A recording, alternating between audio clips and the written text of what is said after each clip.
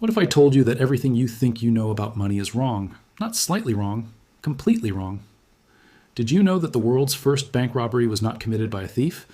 It was committed by the bank owner himself. Or that one country printed so much money that people started burning cash just to stay warm? Because buying firewood was actually more expensive than burning the notes. Or that a single flower, yes, one flower, was once worth more than a luxury house?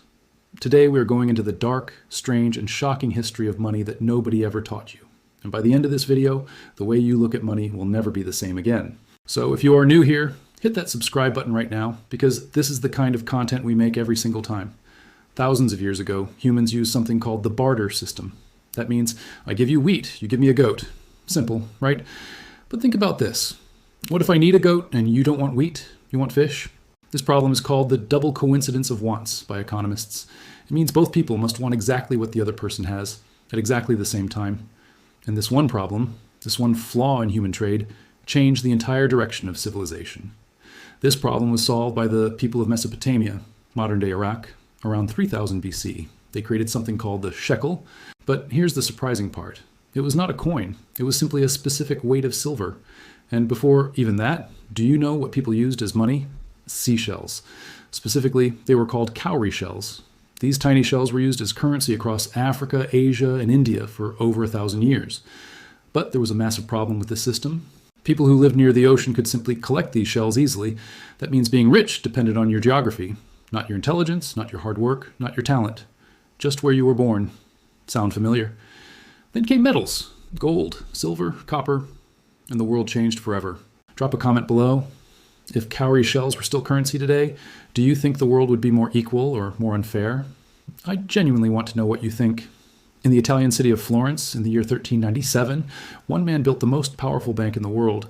His name was Giovanni de' Medici. The Medici Bank was not just a bank, it was an empire. The Pope kept his money there. Kings borrowed from it. Wars were fought using its funds. At its peak, the Medici Bank had branches across Europe, London, Geneva, Bruges, Rome. This was the Goldman Sachs of the medieval world. But here is where the real story begins. The Medici family invented something revolutionary, the letter of credit. Here is how it worked. You deposit money in Florence, and we give you a letter. You travel to Rome, show that letter, and you receive your money there. This was the world's first wire transfer. Just on paper instead of digital. No internet, no phone, no technology, just trust, paper, and a very clever system. Now comes the twist. The church had declared that charging interest, or usury, was a sin. But the Medici Bank charged interest anyway. They just called it a gift, or a donation. Ladies and gentlemen, that was the world's first financial loophole, invented by a banker blessed by silence. And here is the argument I want you to think about. Was the Medici Bank a genius institution that built modern finance? Or was it simply the world's most sophisticated fraud dressed in respectability? Leave your answer in the comments. I will read every single one. And what happened to them in the end? One of their biggest clients, King Edward IV of England, borrowed a massive amount of money and simply never paid it back. The bank collapsed. The lesson here is timeless. Lending money to kings is easy. Collecting it is nearly impossible. And honestly, not much has changed. Governments still borrow money they never fully pay back. The year is 1637. The place is Holland, modern-day Netherlands. And the price of one single flower was more than the price of an entire house. Yes, one flower. This event is called Tulip Mania, and it was the first documented speculative bubble in recorded history. Here is what happened. The tulip flower was extremely rare in Holland at the time. People thought, this is expensive now, so it will get even more expensive later. So everyone started buying. Prices went up and up and up. A single bulb of a tulip called Semper Augustus reached a price of 10,000 guilders. In today's money, that is roughly 500,000 US dollars for one single flower bulb. People sold their houses, their land, their businesses, just to buy tulip bulbs. They were not buying the flower because it was beautiful. They were buying it because they believed someone else would pay even more for it tomorrow. This is called the greater fool theory, and it is still happening today. Then one day, in February 1637, nobody showed up to buy. Just like that. It was over. Prices crashed by 99% within weeks. People who had sold their homes to buy tulips were left with nothing. They were on the streets, holding flowers that nobody wanted. Now here is the argument that divides historians to this day. Some say tulip mania was a mass hysteria, an irrational crowd driven by greed. Others say it was actually the birth of modern financial markets, the first time humans truly understood investment, risk, and speculation. Which side are you on? Tell me in the comments. Was Tulip Mania pure stupidity, or was it actually the beginning of modern investing? And here is the most chilling part. This exact same pattern still repeats itself. Every single decade. Just replace tulips with crypto in 2021, with dot-com stocks in 2000, or with real estate in 2008. Human nature has not changed one bit in 400 years. Germany, 1923. After World War I, Germany was forced to pay enormous war penalties to the Allied powers. The government's solution was simple: just print more money. And they did, uncontrollably. The result was something called hyperinflation, a level of economic collapse most people cannot even imagine. A loaf of bread cost 200 marks in the morning. By evening, that same loaf cost 200 million marks. Workers would receive their salary and immediately run to the market, because if they waited even 1 hour, their money would already be worth half as much. Think about that for a second. Your salary loses value faster than you can spend it. One woman described her experience like this. She filled an entire wheelbarrow with cash and left it outside a shop. When she came back, all the notes were scattered on the ground. The wheelbarrow was gone. The thief had stolen the wheelbarrow and left the money behind. That is how worthless the currency had become. And remember what I said at the very beginning of this video? People were actually burning banknotes to heat their homes, because buying firewood cost more than simply burning the cash itself. Now here is the question that should genuinely disturb you.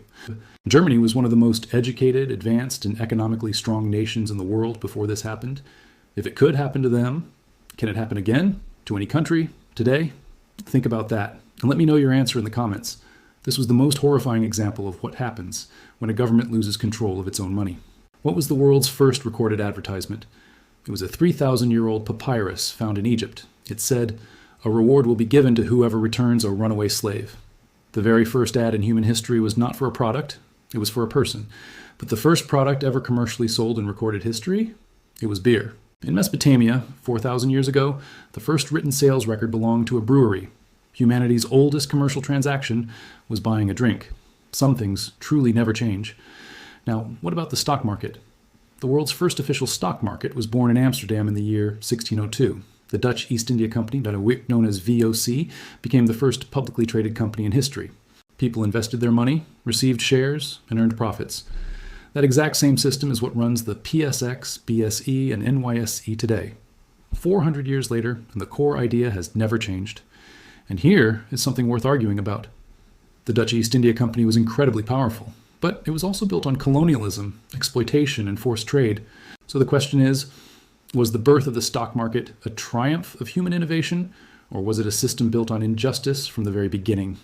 I want to see that debate happen in the comments section right now. So what really is money? It was a shell, it was gold, it became paper, and today it is just numbers on a screen. But one thing has always remained the same throughout all of human history. Money only has value because all of us, collectively, choose to believe it does. The moment that belief breaks, as it did in Germany in 1923, money truly becomes worthless paper. And here's the thought I want to leave you with today. Every financial crisis in history, every crash, every collapse, every bubble, was caused by one thing. People stopped asking questions. They followed the crowd, trusted the system, and stopped thinking for themselves. So the next time you hold a note in your hand, remember this. It is not wealth, it is a story the entire world agreed to believe in. And the most powerful thing you can do is understand that story before someone else uses it against you. If this video gave you something to think about, hit that like button right now. It genuinely helps this channel reach more people who need to hear this. And if you're not subscribed yet, this is the moment, because next time we are going to expose the one man who single-handedly destroyed an entire economy, legally. Drop a comment telling me which part of today's video shocked you the most. I read every single comment, and I will reply.